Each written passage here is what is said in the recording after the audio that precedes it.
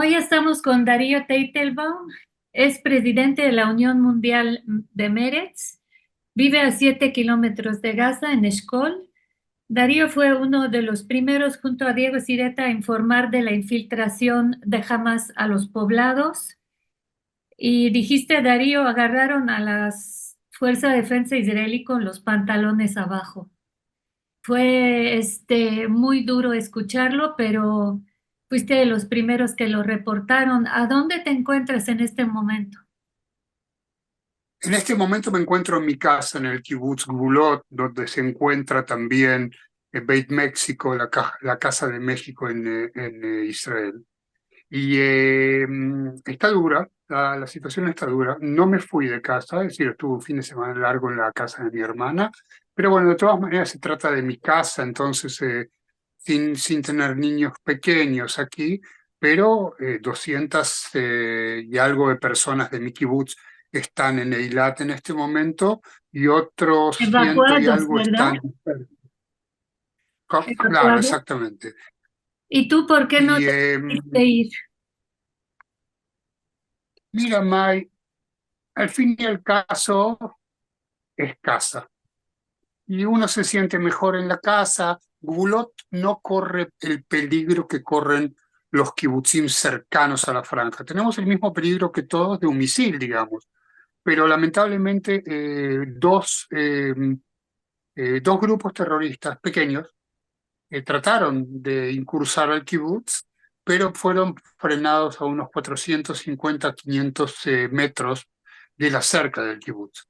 De manera que aquí no hay un riesgo de existencial.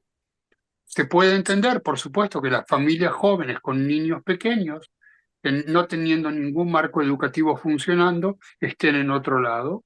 Yo creo que poco a poco va a comenzar el regreso a Gbulot y como la comunidad judía de México conoce bien la región por el íntimo contacto con la comunidad de Eshkol, te puedo decir que de unos 15.000 habitantes, en este momento en la región hay poco menos 5.000, o que se quedaron o que comenzaron a retornar poco a poco. Aún no hay respuesta a las necesidades de seguridad, aún hay un grave problema de vialidad, ya que parte de los caminos están bastante destrozados porque pasaron por ellos tanques y por supuesto sí, siempre existe el temor de alguna clase de misil o una cosa por el estilo. Por supuesto, la guerra entra en la ventana. La guerra entra en la ventana, qué duro. Hoy estamos a 100 días de la masacre. Israel está en plena guerra.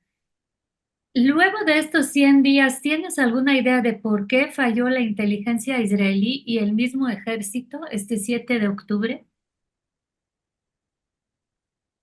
No, no tengo más idea que la apuesta de cualquier otra persona. Yo en otras entrevistas dije sí que lo rudimentario ganó a lo sofisticado. Es decir, con toda la sofisticación de Israel, con todos los recursos de inteligencia, con la inteligencia artificial, etcétera, etcétera, finalmente vinieron con dos tractores, cegaron los ojos de Israel primero que nada, vinieron con dos tractores, bajaron la cerca, que costó 2,2 billones de dólares de ser construida. Yo creo que también hubo una parte de que no se consideró la fuerza del Hamas, o quizás se consideró más las intenciones del Hamas, que siempre fueron las mismas, que la fuerza real que tiene el Hamas. Y cuando se hizo la evaluación, se consideró que en este momento Hamas no lleva a la zona a un peligro más allá de los misiles de vez en cuando. Bueno, esto está por ver y espero que todos los que sean responsables, tanto los responsables políticos como los responsables militares, bueno, rindan cuentas por lo que ocurrió. No nos olvidemos que estamos hablando de políticas que no son del último año. Estamos hablando de políticas de 15 años, que lamentablemente este es el resultado. A diferencia de la guerra de Yom Kippur, en la cual la primera línea fueron soldados, lamentable, trágico, aquí la primera línea fueron civiles, civiles de la región que, como tú bien sabes, civiles pacíficos, tratan de buscar la paz en general, y fueron de esta manera tan cruenta, tan dolorosa, tan inhumana, atacados por las huestes del Hamas, con los resultados que nosotros conocemos y algunos que todavía no conocemos. Muchos eran activistas por la paz, ¿no? De la gente que vivía en Otefasa. Sí, sí. No te olvides que esta zona es una reserva natural de kibutzim, de todos los movimientos kibutzianos. Por supuesto, con mexicanos que hicieron su aliada, latinoamericanos en general, que siempre tuvieron la tendencia más a la parte kibutziana. El kibutz Ein HaShloshá, fundado por Anoar Atzioni, el kibutz Nir Yitzhak, fundado por el Hashomer Hatzair, de manera que el ambiente en general de la zona era un ambiente pro paz, y esto a pesar de los 20 años que tenemos de recibir misiles desde la Franja de Gaza, porque la comprensión es que esto tiene que ser solucionado por vía diplomática, pacífica, etcétera, etcétera. Habiendo dicho esto, este es un revés tan fuerte para la zona, para todos aquellos que tienen una esperanza de algún momento de paz, que en realidad es muy difícil de soportarlo. Lo digo a título personal. Yo soy una persona que defiende la paz, que trabaja por ella, pero yo creo que parte de mis convicciones se ven cuestionadas, inclusive algunas alteradas. ¿Cuáles son tus convicciones que se ven cuestionadas y alteradas? Tú alguna vez en una entrevista dijiste que eras pro-palestino. ¿Has cambiado de postura tras la masacre? Eh, yo creo que hay que completar la frase. Yo soy pro-palestino porque soy sionista, y para que el sionismo continúe nosotros tenemos que dividir la tierra. Mira, yo creo que es muy temprano para decirlo. Mi sensación en los primeros días no fue diferente de nadie en la calle israelí. Poco a poco, con la comprensión de la complejidad y bajándose de cierta manera a esos espíritus de venganza que existen, son legítimos, son parte de... te puedo decir que eh, tengo serias consideraciones respecto a qué va a ocurrir o qué quiero que ocurra en el futuro. Yo creo que de todas maneras, antes de la incursión de Israel terrestre, de Israel a la Franja de Gaza, absolutamente justificada, que no queda absolutamente ninguna duda sobre esto. Israel tiene todo el derecho del mundo de defenderse, también si la defensa es ofensiva. Pero yo creo que quizás hubo un momento en el cual, antes de la incursión, se podría haber hecho una gran presión internacional, pedida por Israel, de decir al Hamas: ustedes se van de la Franja de Gaza, devuelven a todos los rehenes, de la misma manera que se hizo con Arafat en 1982 desde el Líbano. Es decir, que todo el liderazgo se ha exilado, y hay una toma de responsabilidades. ¿Por qué? ¿Por quién? Es una gran pregunta. Pero bueno, yo creo que de todas maneras, y quiero creerlo, ¿sabes por qué? Porque yo creo que esta zona tiene que ser reconstruida. Mi zona, la zona de Sí, ustedes. de hecho, ¿tienes alguna idea por qué hizo eso jamás y de esta manera? Porque sabía jamás que este sería un ataque suicida. ¿Y por qué lanzó este ataque jamás? ¿Has llegado a alguna conclusión en estos 100 días?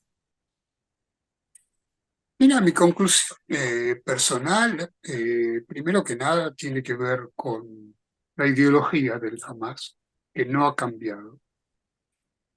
El fortalecimiento del Hamas a lo largo de estos años, bajo el visto bueno o quizás la cooperación de los gobiernos de Israel, porque si no, no hubiera pasado nada. Y el fortalecimiento de sus recursos bélicos, todo el tema de la ciudad subterránea, todo el tema de, lamentablemente, tener instalados sus bases militares en hospitales y en escuelas y en puestos de asistencia de la UNRWA, la Agencia para Ayuda de los Palestinos.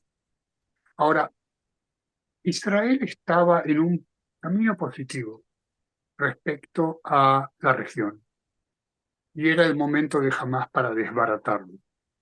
Lo negativo es que Israel, lamentablemente, desdeñó a la Autoridad Nacional Palestina. Y la Autoridad Nacional Palestina sí coopera con Israel para frenar atentados en la medida de lo posible en Cisjordania, y el propio ejército, el sistema de seguridad, dicen que es un gran as para Israel tener a la Autoridad Nacional Palestina controlando. De manera que acá hay una conjunción de motivos y quizás también tratar es como un ratón que enfrenta al gato, y es lo que es realmente. Y el gato de tanto corriendo, si te acuerdas de Tom y Jerry, ¿sí? Entonces Tom siempre se chocaba con algo. Nosotros nos chocamos con esta guerra. Pues bueno, así como un ratón, pues viendo su capacidad de resistencia no ha sido tan ratón, ¿no? Jamás. No ha sido tan ratón, pero tengamos en cuenta una cosa. Primero que nada, en la Franja de Gaza viven 2,2 millones de palestinos que no son terroristas. De ellos, 60 70 mil terroristas que tienen que ser erradicados de la Franja de Gaza porque les colocan a riesgo. Mire, no hay absolutamente ningún pensamiento de bienestar que el Hamás trate de dar a su propio pueblo. Israel, que nuevamente, en el sentido defensivo de la palabra, trata de tomar los recaudos posibles para que no sean heridos o caídos víctimas injustificadas, personas que no están involucradas. Y por eso hizo ese gran movimiento de casi una migración, te diría, de los palestinos del norte de la Franja de Gaza hacia la zona del sur, debajo del río Gaza, en una zona que se llamaba Amuadri, y es la zona donde estaba Gush Katif en el pasado. Es decir, que Israel muestra intención de tratar de reducir las pérdidas humanas y la crisis humanitaria, porque Israel permitió que sigan entrando toda la asistencia humanitaria desde su propio terreno. Es decir, esta es una cosa, yo no conozco país que da a sus enemigos recursos humanitarios. Y por eso yo creo que Israel podría haber sido mucho más letal y las cosas que hace son en función de quizás el tema más dolorido para todos nosotros, que es el tema de los rehenes. Mañana a la noche va a haber una entrevista con Marcelo Garzón. Marcelo Garzón es hermano de vida mío. Hicimos salida juntos al kibutz. Y su nuero, su yerno, perdón, su yerno, casado con Sigal, su hija, está en manos del Hamas. Y nosotros, todos nosotros, clamamos por el regreso en vida de él y de todos los rehenes. Es una plegaria, es un grito, es una demanda. La sociedad israelí no puede vivir con 136 rehenes, con bebés que son rehenes, con mujeres que están siendo maltratadas. Ya se sabe todo eso. Con ancianos que no reciben sus medicamentos, ahora hay un pequeño trato de entrada de medicamentos a los rehenes. Ojalá llegue, pero Israel paga un precio muy caro para que entren esos medicamentos.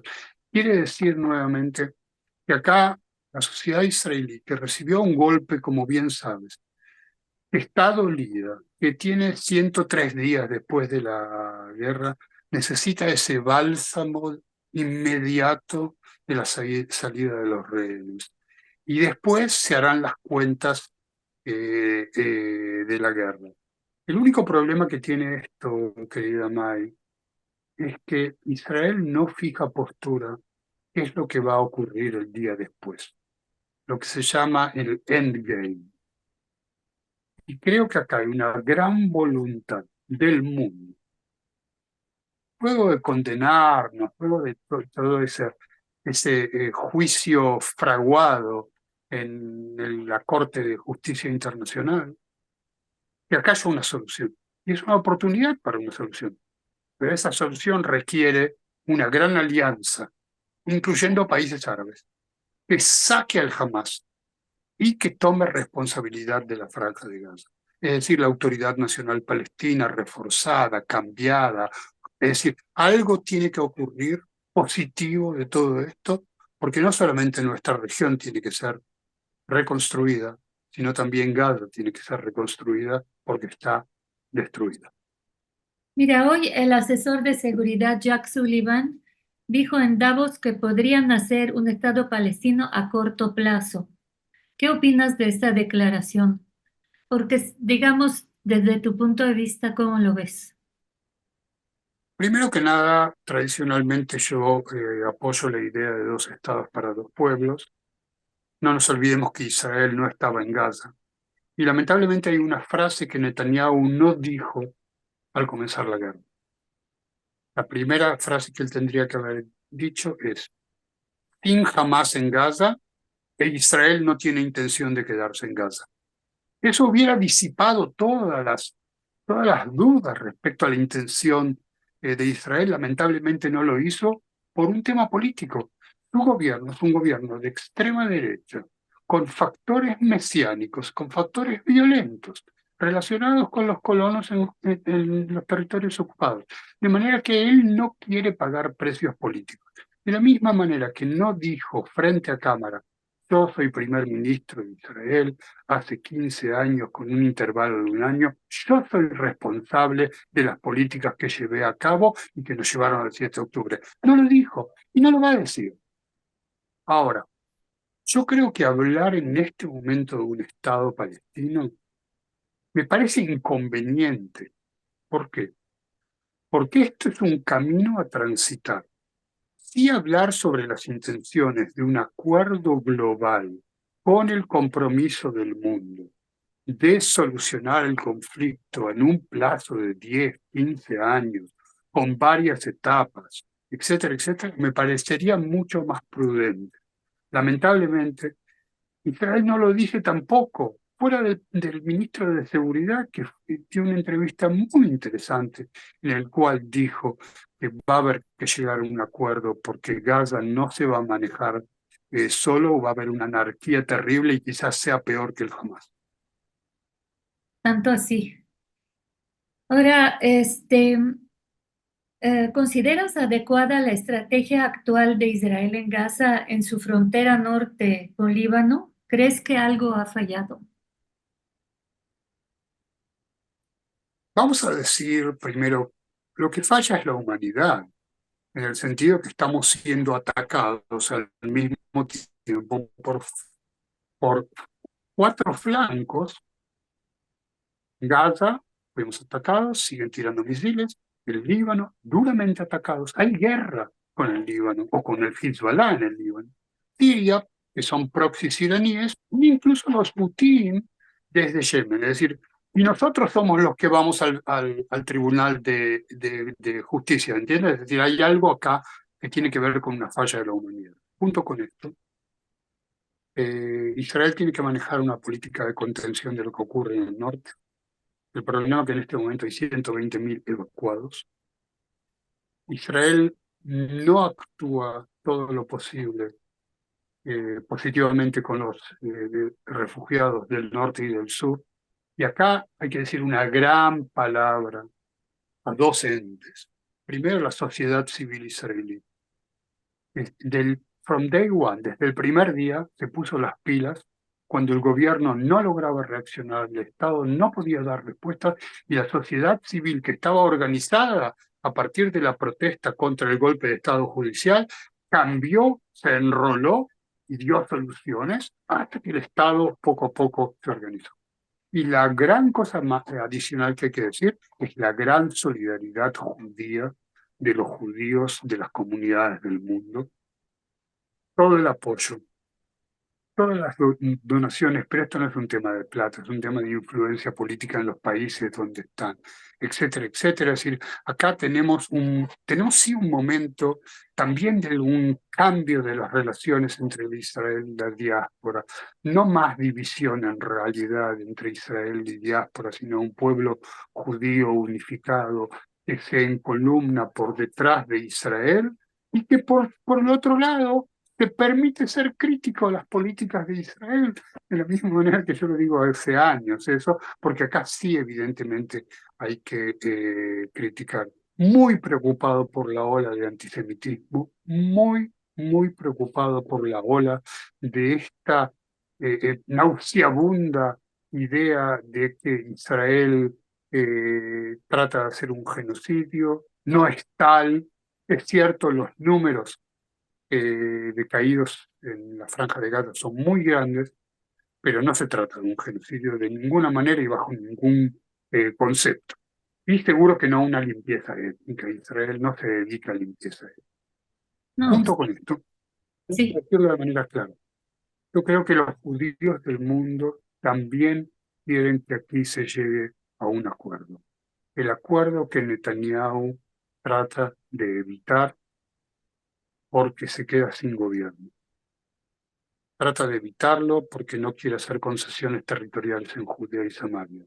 Y este es el momento de una voz unísona, de decir, Javerim, Israel es un lugar muy caro para todos nosotros, muy querido, muy sentido, y este es el momento de comenzar algo y dejar de lado ideas del pasado. Las ideas del pasado se terminaron el 6 de octubre, las ideas del mañana, lamentablemente, de esta manera comenzaron el 7 de octubre, y esperemos que vamos por nuevas ideas. ¿Cómo sería el proceso, Darío? ¿Cómo sería este acuerdo? No lo tengo claro, no lo tengo claro. Todo va a comenzar con un acuerdo de que Israel pare la guerra, comience a replegar tropas y se comience a hacer una liberación bastante masiva de rehenes, y hay que decirlo, hay que ser sinceros con nosotros mismos, no sabemos quién vive, no sabemos quién está muerto, pero Israel tiene el compromiso de vivos y muertos y también de aquellos que estaban raptados en la Franja de Gaza anteriormente, incluso cuerpo de su. Me Porque imagino que se va a convocar una cumbre, se va a convocar una cumbre en la cual vengan todos los países que estén dispuestos a poner su grano de arena y mucho más, porque estamos hablando de un proceso de reconstrucción a largo plazo. Mi zona también lo necesita, no es solamente Gaza. Hay kibutzim deshechos, hay sociedades kibutzianas y de Moshavim, y la ciudad de Ofakim y la ciudad de Sderot están deshechos. Esto, ni hablar de cuánto va a costar el programa. ¿Cuánto cuesta hacer de vuelta un kibutz? ¿Cuánto cuesta levantar de vuelta un moshav arrasado? El acuerdo que tiene que haber de reconstrucción no es solamente de la Franja de Gaza. Nosotros también tenemos el derecho de ser reconstruidos, la obligación, porque de todas maneras, esta zona es una zona fabulosa. Yo no la dejo por nada, pero tiene que ser tomado en cuenta. Me imagino que ese va a ser el camino. Muchos países de Occidente se van a unir. Mucho, muchos países, por supuesto, van a estar en contra, pero yo creo que la clave va a ser los países árabes, el proceso de normalización con Arabia Saudita, una entrada muy grande de los Emiratos al respecto y quizás un cambio de rol de Qatar al respecto. Es decir, Qatar, que fue quienes bancaron al Hamas, pero quienes trajeron los acuerdos, Egipto, que juega un rol súper importantísimo y está al lado de Israel sin ninguna duda, esto tiene que ser una gran orquesta que arme un paquete por un lado de reconstrucción y por el otro lado, con un cronograma a largo plazo, después de Abu Mazen quizás, de repliegue de Israel de alrededor del 60-70% de los territorios ocupados y un cambio de territorios, o quizás algo que tenga, pero aún tiene que quedar claro, no va a haber más Cisjordania y Gaza, sino estamos hablando de un ente conjunto, en todo caso. Darío, pero es primero tienen que acabar con Hamas. Y esto va a A ver, tomar tiempo, ¿no? vamos a tratar de decir qué quiere decir acabar con Hamas. Si alguien piensa que se va a poder llegar al último Kalashnikov, olvídenlo. Si alguien piensa que se va a poder, ojalá que sea así, matar a Sinwar o a Def, etcétera, etcétera, es difícil de crearlo porque están rodeados de rehenes. Pero sí derrocar o erradicar al Hamas como fuerza política gubernamental y como fuerza militar que tiene capacidad de daño a Israel. Y eso podría ser el terminar con el Hamas, pero un terminar con el Hamas más racional. Es decir, si el Hamas, yo creo, digamos que la demanda del mundo tiene que ser Hamas afuera. Hamas afuera. Israel no se va a quedar en Gaza de ninguna manera, no tiene nada que hacer ahí. Seguro que no restablecer su colonización de 8.000 personas dentro de 2,2 millones de palestinos. Es como vivir en la diáspora. Entonces, es cierto que tenemos desconfianza, estamos dolidos, estamos exasperados, queremos venganza quizás, tenemos los rehenes. La sociedad israelí pasa un trauma. Junto con esto, si no ponemos la vista en un futuro, no tenemos nada que hacer acá. Y si uno no es optimista en esta zona, y esto te lo dije varias veces en varias entrevistas, si uno no es optimista en esta zona, no puede estar acá. Yo por lo pronto mi elección es estar acá. Qué bueno, qué bueno. ¿Y tú crees que todo lo que dice suceda con el gobierno de Netanyahu? Porque se está No, pidiendo la dimisión y se está pidiendo nuevas elecciones en el país. no va a ocurrir con el gobierno de Netanyahu. Netanyahu, al fin y al cabo, políticamente hablando, es muy cuidadoso a nivel militar, ¿Es muy? quizás demasiado cauteloso a nivel Ujú. militar, pero sigue siendo un halcón político. Su retaguardia política es la extrema derecha israelí y los colonos en Judea y Samaria y los ortodoxos. Es lo que le da poder a Netanyahu. Ahora, yo creo que va a haber un clamor popular por elecciones con el objetivo de derrocar a Netanyahu primero que nada. Incluso en algún momento quizás podría haber una purga dentro de su propio gobierno. Pero tengamos en cuenta que hasta el sábado 6 de octubre hubo esas manifestaciones masivas contra el intento de dar este golpe de Estado judicial. A esto le vas a agregar toda la gente que protesta contra la situación que nos llevó a esta guerra. A esto le vas a agregar la protesta contra la situación económica que nosotros vamos a vivir. No hay forma que Netanyahu siga en pie. Esto puede pasar en 3 meses, en 6 meses, pero su propio gobierno también. Y no nos olvidemos que también están las presiones norteamericanas en este momento, en año de elecciones en Estados Unidos, en el cual Biden va a tratar de llegar a algún logro de nivel político. Un acuerdo no va a llegar con el gobierno de Netanyahu, eso es claro. Por el otro lado, tenemos a la figura de Gantz creciendo, con un gran arrojo cívico. Él y su partido entraron al gobierno de unidad nacional, gran arrojo cívico, porque se comen los palos que Netanyahu les da. Eisenkot y Gantz son los responsables dentro del gabinete de guerra, colocan en la sombra a los extremistas Ben-Gvir y Smotrich y dan más seguridad. Si ellos no estuvieran, yo creo que Israel no tendría cómo manejar la guerra. Y creo que esto sí es el último canto del ruiseñor de Netanyahu. ¿Pero qué va a ser primero, el fin de la guerra o primero la dimisión de Netanyahu? Porque mientras haya guerra, Ya, Netanyahu sigue, ¿no? no, si ya tú prestas atención, estás al tanto de las noticias y lees hebreo. Netanyahu hace una semana dijo que la guerra va a seguir el 2024. 25, Hace ¿no? 2 días, hace 2 días agregó 2025. Es 2025. decir, quiere decir que políticamente está generando el escenario de que mientras hay guerra no van a haber elecciones. No va a ocurrir. No va a ocurrir. ¿Tú crees que va a haber elecciones en plena guerra? No en plena guerra, porque Israel también bajó el nivel de intensidad, pero no se puede hacer ese juego de que la guerra continúe para que Netanyahu continúe. Hazlo, Jalila, Dios no quiera. Muchísimas gracias, Darío. May, permítame decirte una cosa ejemplar de los jóvenes de México. Sí, Yo soy maestro en el Majón de Madrid, en el Centro de Formación de Líderes para la Diáspora.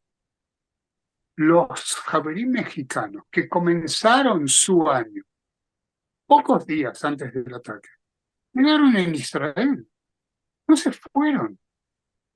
Algunos salieron unos días, pero volvieron. En su gran mayoría el Majón pudo terminar bien. Y creo que en ese sentido, vuestro apoyo, vuestra presencia constante es inapreciable para nosotros. Y por eso yo quiero, en realidad, aprovechar la oportunidad para dar un gran abrazo a todos en la comunidad judía de México, quien conozco, quien no conozco, por el apoyo y por el empuje.